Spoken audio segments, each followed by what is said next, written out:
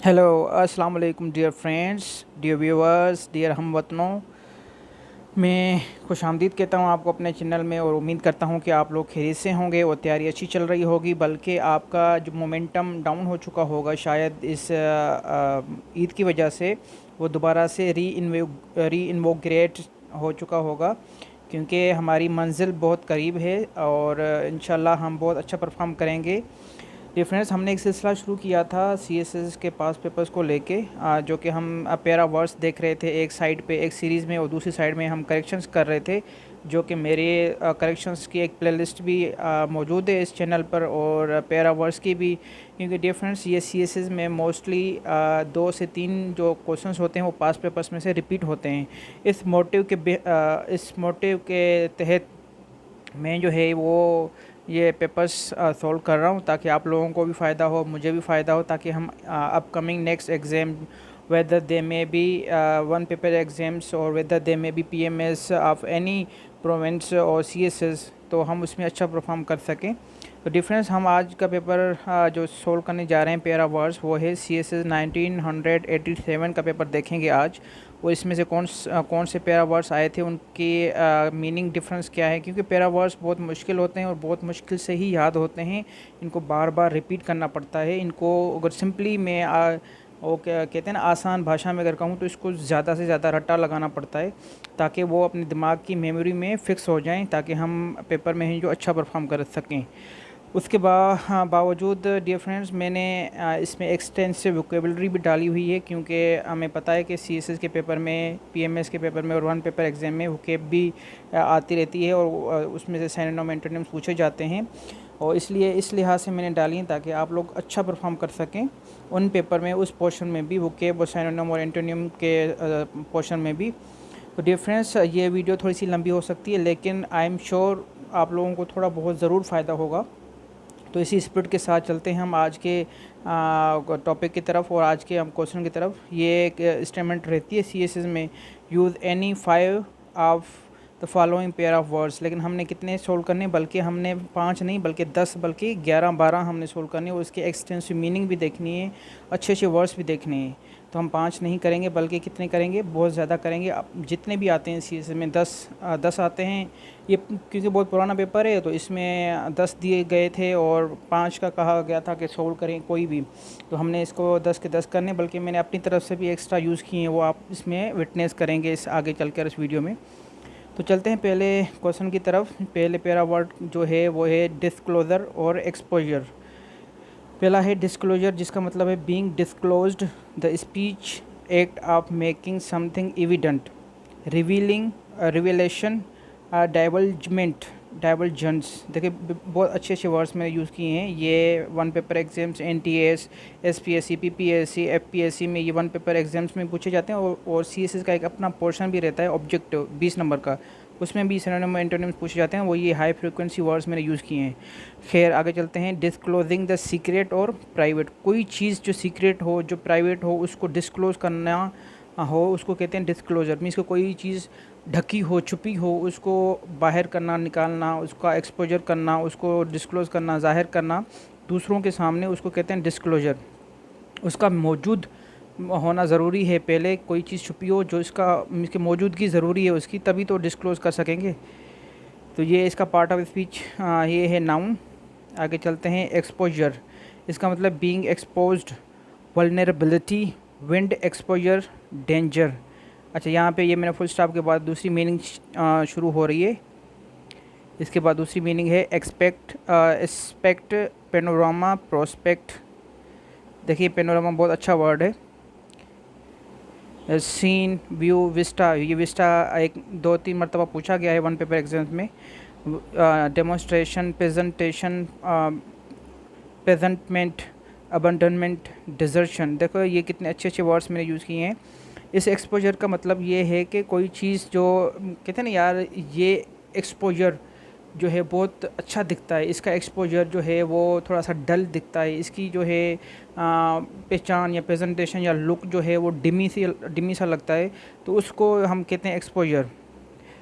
जो एक डेंजर भी हो, एक्सपोजर भी हो, और विंड एक्सपोजर जो कहते हैं ना यार, एक विंड इरोजन होती है, जियोलॉजिकल टर्म है एक और जियोग्राफिकल टर्म है एक। विंड एक्सपोजर और विंड डिग्रेडेशन, किसी चीज़ को विंड की वल्नरेबिलिटी हो जहाँ पे हवा चल रही हो और हवा उसको मीन्स इरोड करती जा रही हो, ये भी इसका एक्सपोजर है उसकी तरफ।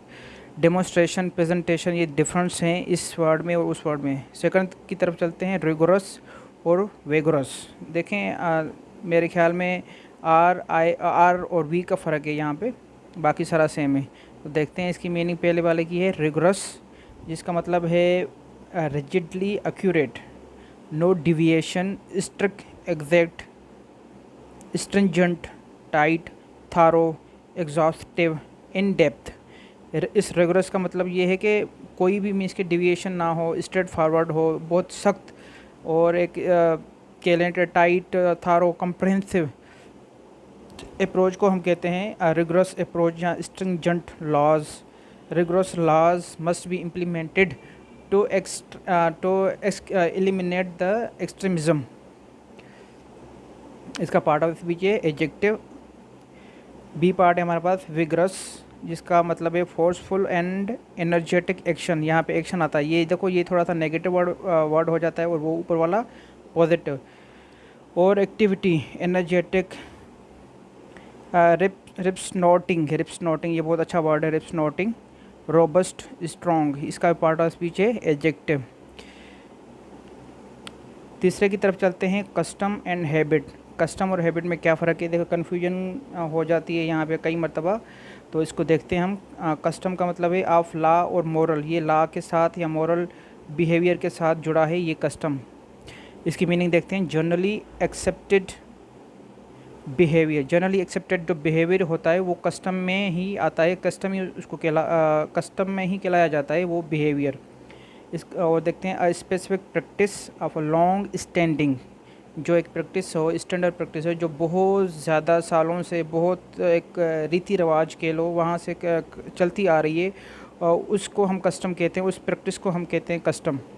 Tradition, practice, pattern, patronage, ritual, ceremony. Ritual ceremony जो होती है ना, ये हम मैरिज को लेके कह लो आप, या हम ये जो हम ईदैन सेलिब्रेट करते हैं उनको हम कहते हैं रिचुअल सेरेमनी, रिलीजियस सेरेमनी हम कहते हैं। तो वो कस्टम में आती हैं जो कि हमारे आबाओ जात से चलती आ रही हैं। इसका पार्ट ऑफ स्पीच है नाउन। बी है हमारे पास हैबिट, ये है साइकोलॉजिकल। वो ऊपर वाला था लॉ और मोरल के इसके डिक्शनरी में और या फील्ड में हम यूज़ करते हैं मोस्टली, और ये हैबिट जो है वो साइकोलॉजिकली फील्ड में हम यूज़ करते हैं habit. N automatic pattern of behaviour, automatic pattern जो खुद ब खुद में इसके एडॉप्टेड भी हो जाए, खुद ब खुद डिस्ट्राय भी हो जाए, उसको कहते हैं हम habit. Acquired through frequent repetition, यहाँ पे देखो फ्रीक्वेंट रिपीटेशन है और कस्टम में हैं जो वो ऑलरेडी इस्टेब्लिश्ड है, जो रूल्स रेगुलेशंस और बिहेवियर हैं वो ऑलरेडी इस्टेब्लिश है, लेकिन यहाँ पे क्या है, यहाँ पे अक्वायर किया जाता है विथ फ्रीक्वेंट रिपीटेशन। यूसेज, ये यूसांस, यूसेज, ये इसके सिनोनिम है। ये भी इसका पार्ट ऑफ स्पीच में नहीं लिखा है, ये भी एक नाउन है। डिफरेंस ये सी मैंने अपनी तरफ से यूज़ किया क्योंकि ये कन्फ्यूजन में ये कई मरतबा नाउन के सेक्शन में आप लोगों ने पढ़ा होगा। एक होता है कस्टम और कस्टम्स, तो इसकी मीनिंग डिफरेंट हो जाती है। तो इसमें देखो एस यूज़ हो गई है, तो इसका मतलब है money collected under a tariff, customs duty, ship money. जो ये कस्टम ड्यूटी लगती है ना किसी भी इंपोर्ट एक्सपोर्ट पे, वो ये वाला एस यूज़ करना ज़रूरी होता है उसमें, तभी हमें पता चलेगा कि मनी के बारे में यूज़ किया गया है। अक्सर हम गलती कर जाते हैं, हमें कन्फ्यूजन हो जाती है, पता नहीं चलता कि कौन सा कस्टम हम यूज़ करें, एस वाला, क्योंकि ऊपर वाला भी प्लूरल हो सकता है और होता है, और नीचे वाला भी ये ऑलरेडी प्लूरल है एस के साथ। तो डिफरेंस ये इसका पार्ट ऑफ स्पीच है नाउन। फोर की तरफ चलते हैं, ये है पेक्यूलियर, पर्टिकुलर। पहले को देखते हैं, पेक्यूलियर ये नेगेटिव वर्ड है, इसका मतलब बियॉन्ड और डिविएटिंग फ्राम यूजुअल और एक्सपेक्टेड, क्यूरियस, फनी, क्वेर, ऑड, रम, रमी। ये रम और रमी देखो बहुत अच्छे हैं। ये क्योर एक मरतबा SPSC की स्क्रीनिंग में पूछा गया था, तो इसको देखते हैं और आगे चलते हैं। स्ट्रेंज, यूजुअल, ये जो पेक्यूलर है इसका मतलब है जो एक फ़नी टाइप हो, क्यूरियस टाइप हो, जो इसके हर हर बार में हर तरह से वो चेंज हो जाए, वो डिविएट हो जाए अपने मॉरल स्टैंडर्ड्स से, उसको कहते हैं पेक्यूलियर। ये एक नेगेटिव वर्ड है, जैसे स्ट्रेंज, अनयूजुअल, जिस पे कोई एतबार नहीं किया जा सकता, उसको कहते हैं पेक्यूलियर। इसका पार्ट ऑफ स्पीच एडजेक्टिव। ये है एक पर्टिकुलर।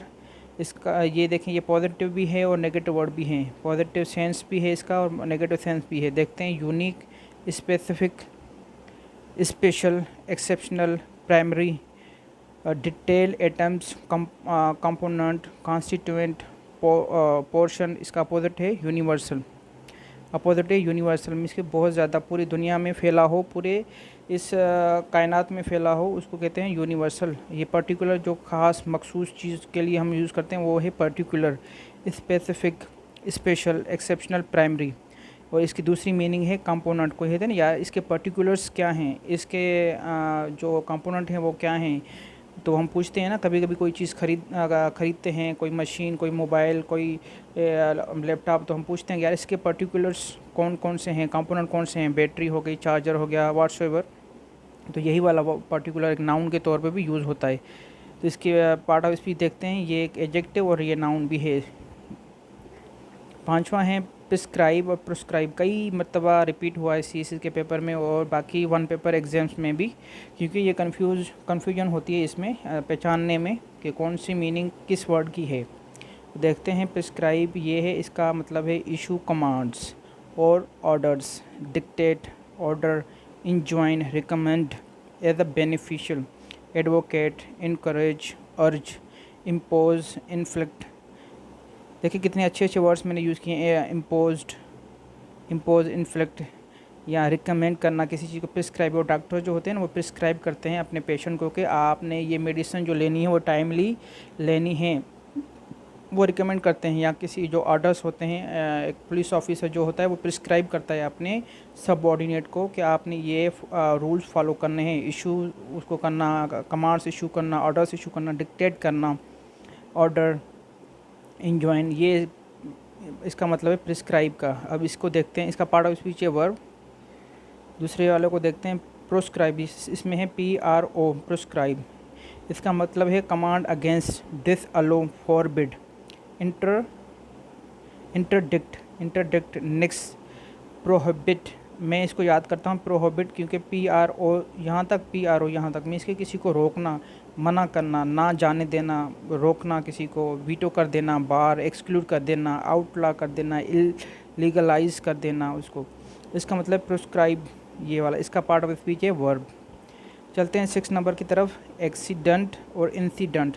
देखें कितने सिमिलर वर्ड्स हैं और इनकी मीनिंग क्वाइट डिफरेंट है। और देखते हैं इसकी मीनिंग पहले वाले की, एक्सीडेंट, जिसका मतलब है अनडिज़ायरेबल अक्रंस। डिफरेंस, ये अक्रंस जो हैं ये स्पेलिंग में भी पूछा जाता है कि अक्रंस की स्पेलिंग, करेक्ट स्पेलिंग कौन सी होती है। ये स्पेलिंग जो है मोस्टली OTS, PTS, NTS में आते हैं ये सवाल इंग्लिश के पोर्शन में। तो इसकी स्पेलिंग भी आप लोग याद कर लें, OCCURRE, यहाँ पे ई आना है। कई मरतबा यहाँ पे ए यूज़ किया जाता है जो कि गलत है। अक्रंस। ओके, आगे चलते हैं। एन अनफॉर्चुनेट मिसहैप, ये मिसहैप है, मिसचेप नहीं है, mishap, miss adventure, mishap. Chance, event, stroke. ये एक्सीडेंट जो है वो अनडिज़ायरेबल अक्रंस होती है, जो एक अनवांटेड अक्रंस होती है, या कोई चीज़ हैपन हो जाती है, वो डिज़ायरेबल उसके कॉन्सिक्वेंसेस हों, तो उसको कहते हैं एक्सीडेंट। ये पार्ट ऑफ स्पीच है, इसका नाउन। बी की तरफ चलते हैं, इंसिडेंट। ये है सिंगल डिस्कनेक्ट इवेंट, ये एक इवेंट की तरफ ये इशारा करता है। इंसिडेंट, ये डिस्कनेक्ट जो कि मुनफरद हो, मीन्स के कोई आम ना हो, या कोई ख़ास तौर पे कोई एक इवेंट हो, उसको कहते हैं इंसिडेंट। चाहे वो अनडिज़ायरेबल हो या डिज़ायरेबल हो, दोनों के लिए हम यूज़ करते हैं। लेकिन जो एक्सीडेंट है वो सिर्फ अनडिज़ायरेबल इवेंट के लिए यूज़ करते हैं हम एक्सीडेंट, लेकिन इंसिडेंट दोनों के लिए यूज़ करते हैं। ये पॉजिटिव भी है, नेगेटिव भी, लेकिन एक्सीडेंट जो है वो नेगेटिव वर्ड है टोटली। ओके, आगे चलते हैं। नेचुरल इवेंट, ये नेचुरल इवेंट जो होते हैं ना उसके लिए हम इंसिडेंट यूज़ करते हैं। एक्सीडेंट हम कभी भी यूज़ नहीं करते हैं यार, accident of flood, accident of earthquake, ये हम यूज़ नहीं कर सकते। हम यूज़ करते हैं इंसिडेंट, हम उसकी जगह यूज़ करना है। A public disturbance, commotion, commotion बहुत अच्छा वर्ड है, इसका मतलब है डिसरप्शन। डिसरप्शन यहाँ पे आया ना है, टाइपिंग एरर। खैर, हर्ली बर्ली ये भी बहुत अच्छा वर्ड है। कर कर्फ्यूफल, कर्फ्यूफल भी बहुत अच्छा वर्ड। फ्लटर, ये देखें, कर्फ्यूफल, हर्ली बर्ली, फ्लटर, फॉलिंग और striking off light rays on something. ये फिजिक्स में पढ़ते हैं ना हम, जो एक इंसिडेंट रेज होते हैं और जो क्रिटिकल रेज होते हैं वो फॉल करते हैं किसी भी मीडियम के तहत, मीडियम के ऊपर या सरफेस के ऊपर, तो वो रिफ्लेक्ट हो जाते हैं। ये वो वाला इंसिडेंट है, इसलिए भी यूज़ करते हैं। तो डिफरेंट ये कमोशन, डिस्ट्रप्शन और हर्ले बर्ले, कर्फ्यूफल, फ्लटर, ये आप वर्ड्स याद कर लें, क्योंकि सी एस में हाई फ्रीक्वेंसी और हाई वेटेज वर्ड्स आते हैं ऑब्जेक्ट के टाइप। इसका पार्ट ऑफ स्पीच है नाउन, और ये एडजेक्टिव है। एडजेक्टिव कहाँ से ये शो हो रहा है? ये शो हो रहा है यहाँ पे, आप देखें इस वाले मीनिंग के साथ। नाउन ये इस वाले से, जो इंसिडेंट होते हैं ना रेज के, उसके साथ। अच्छा, सी मैंने अपनी तरफ से यूज़ किया है, डाला है इसमें को इंसिडेंट्स। देखो बहुत मिलता जुलता है ऊपर वाले वर्ड्स के साथ, इंसिडेंट, एक्सीडेंट, को इंसिडेंट्स। फ़र्क तो पता चले कि इन वर्ड्स का क्या फ़र्क है, क्योंकि इंग्लिश में कोई भी चीज़ एक जैसी नहीं होती है, कोई ना कोई थोड़ा सा फ़र्क ज़रूर होता है। तो ये देखते हैं, an event date might have been arranged.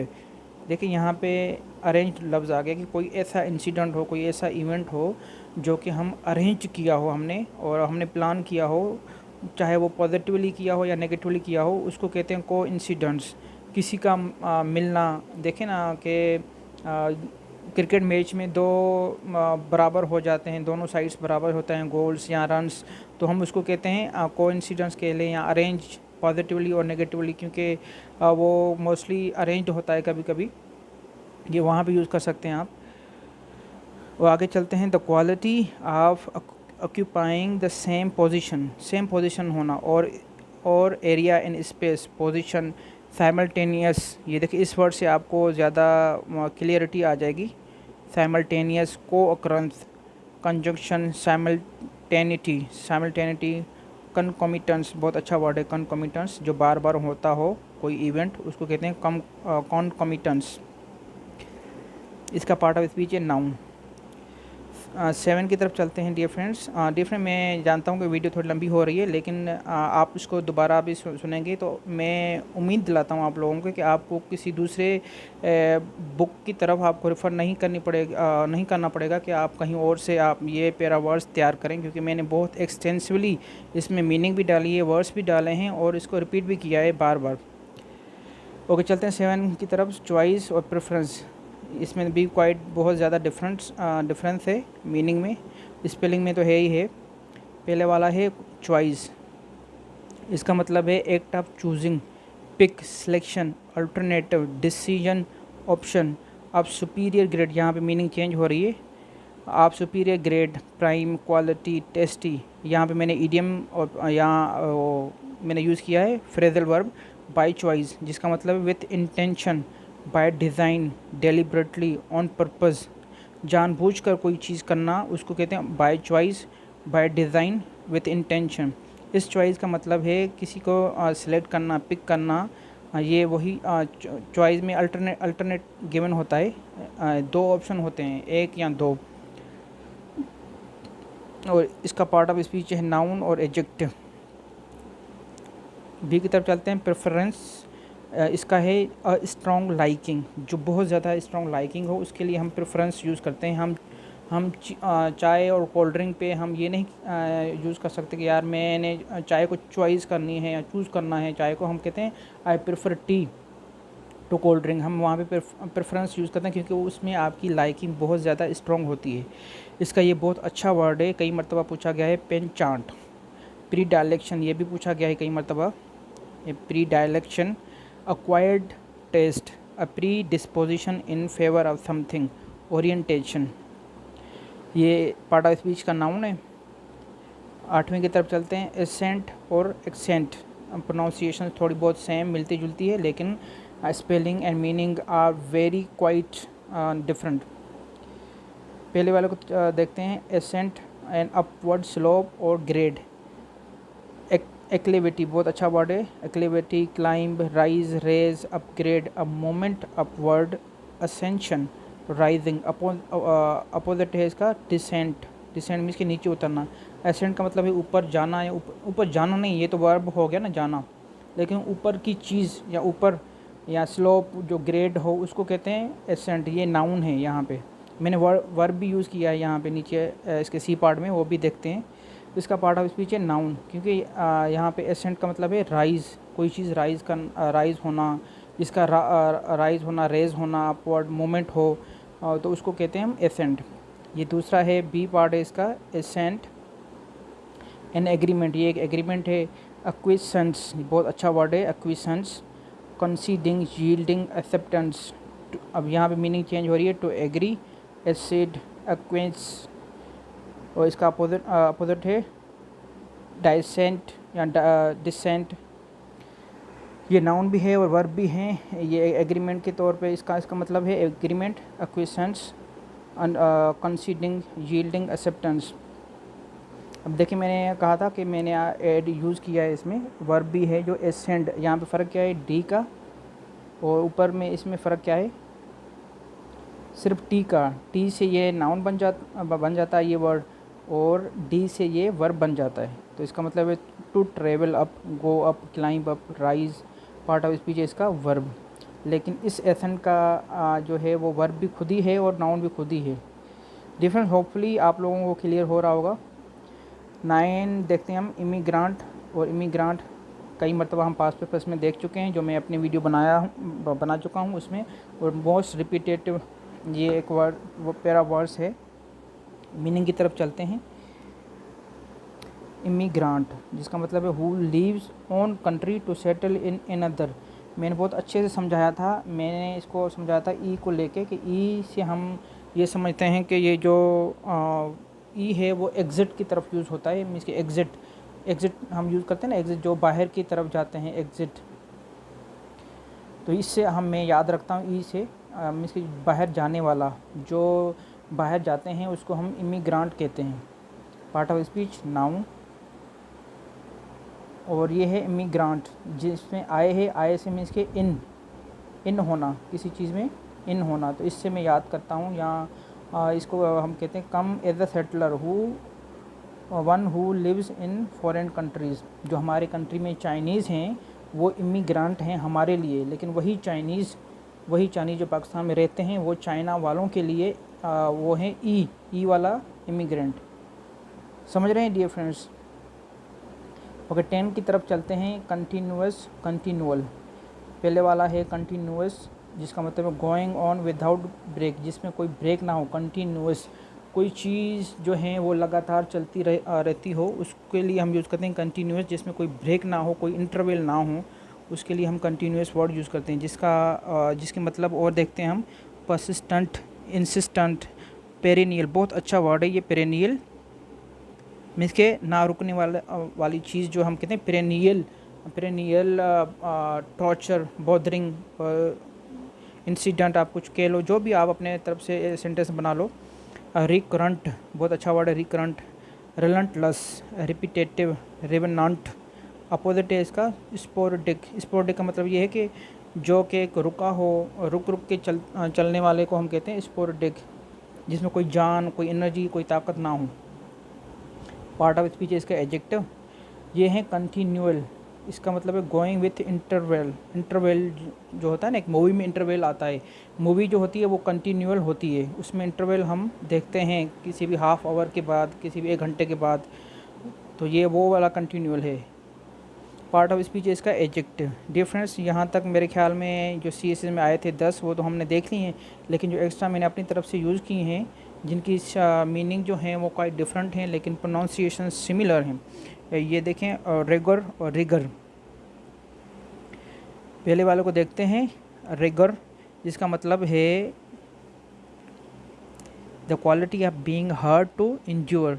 बहुत मुश्किल, हार्ड, मुश्किल जो हो बर्दाश्त करने में, उसको कहते हैं रिगर। इनवाइटिंग, फॉर्मिडेबल, जिसका शेप बहुत ज़्यादा गंदा हो उसको कहते हैं formidable. Asperity, grimness, hardship, severeness, severity, difficulty. The quality of being valid and rigorous, cogency, validity, believability, credibility, excessive sternness, यहाँ पे स्टर्न एन आना है, स्टर्नस, हार्डनेस, हर्शनेस, और ये बहुत अच्छा वर्ड है, इनक्लीमेंसी, स्टिफनेस। ये रिगर ये यूएस वाले यूज़ करते हैं रिगर, और ये जो है ये ब्रिटिश वाले यूज़ करते हैं एसेंट जो है। ओ यू आर जो है वो ब्रिटिश वाले यूके वाले यूज़ करते हैं, और RIGOR इसके साथ ये यूएस एसेंट में है। बाकी मीनिंग जो है दोनों की सेम है, यही वाली। पार्ट ऑफ स्पीच है इसका नाउन। बी की तरफ चलते हैं, रिगर, जिसका मतलब one who someone who rigs ship, जो शिप के ऊपर होते हैं, रिग्स के जो एक कनमास लगा होता है शिप के ऊपर, उसके ऊपर जो काम करते हैं वो उनको बोलते हैं रिगर। और who works on oil rig, जो ऑयल रिग के ऊपर जो ड्रिलिंग करते हैं ना, ड्रिलिंग करनी होती है, चाहे बोरिंग करनी हो, उसके ऊपर जो बंदे होते हैं उनको रिगर कहते हैं। पार्ट ऑफ स्पीच है इसका नाउन। आखिरी वर्ड जो है प्यारा वर्ड है वो ये है ब्लेंड और ब्लेंड। देखें प्रोनाउंसिएशन बहुत सेम है, लेकिन ई का फ़र्क है। यहाँ पे एंड पे जो है ई है, यहाँ पे एंड पे कोई ई नहीं है, तो इस ई की वजह से मीनिंग चेंज हो जाती है। देखते हैं पहले वाले को, ब्लेंड, जिसका मतलब है कंबाइन इनटू वन, कंबाइन करना, किसी को जोड़ना, एक दो चीज़ों को जोड़कर एक बनाना, उसको कहते हैं ब्लेंड। इमिंगल बहुत अच्छा वर्ड है, इंटरमिंगल बहुत अच्छा वर्ड है, अमलगमेट कई मरतबा पूछा गया है, कोमिक्स, कोलेस कई मरतबा ये भी पूछा गया, कोलेस, कन्फ्लेट ये भी पूछा गया है, कन्फ्लेट, फ्लक्स, फ्यूज़, मर्ज, मिक्सचर, कॉम्बिनेशन, हार्मोनाइजेशन, कन्फ्लुएंस। यहाँ से देखें मिक्सचर कॉम्बिनेशन से नाउन का ये पता चलता है कि ये नाउन है ये वर्ड, और यहाँ से ये पता चलता है ये वर्ब है। चलते हैं इसके बी पार्ट की तरफ। ब्लेंड, यहाँ पे ई आना है, यहाँ पे ई आना है। ब्लेंड एंड और वो चीज़ होती है जिसमें मिनरल्स होते हैं, वो मिनरल्स उसमें से एक्सट्रैक्ट किए जाते हैं फॉर इकोनॉमिकल पर्पज़, उसको हम कहते हैं और। तो एन और that is chief source of zinc, जो जिंक एक मिनरल है, मेटल है एक, तो उसका जो चीफ सोर्स होता है उसको बोलते हैं ब्लेंड, BLEND, ब्लेंड ई। जिंक ब्लेंड, स्फेलराइट, ये और का नाम है, इसका पार्ट ऑफ स्पीच है नाउन। डिफरेंस ये थे हमारे पेरा वर्ड्स जो कि CSS 1987 में आए हुए थे, और मैंने एक्स्ट्रा भी डाले थे ताकि आप लोगों को कहीं और जाने की ज़रूरत ना पड़े, और इसी में से भी एक्सटेंसिव और ज़्यादा वोकेब भी आपको सीखने को मिले, और आप अच्छे वर्ड्स लर्न कर सकें ताकि आप अपकमिंग एग्ज़ाम्स में बहुत अच्छा परफॉर्म कर सकें। क्योंकि हमें CSS में पेरा वर्ड्स भी आते हैं, PMS में भी आते हैं, और वन पेपर एग्ज़ाम्स में भी पूछे जाते हैं। डिफरेंस इसी उम्मीद के साथ, अगर आप लोगों ने कुछ सीखा है इस वीडियो से तो please share it, like it, subscribe it, otherwise it's okay. Have a good night, have a good day, और have a good evening to some who have watching this at particular time. Difference मैं उम्मीद करता हूँ कि आप लोगों को ये वीडियो अच्छी लगी होगी। तब तक के लिए इजाज़त दीजिए, अल्लाह हाफ़िज़।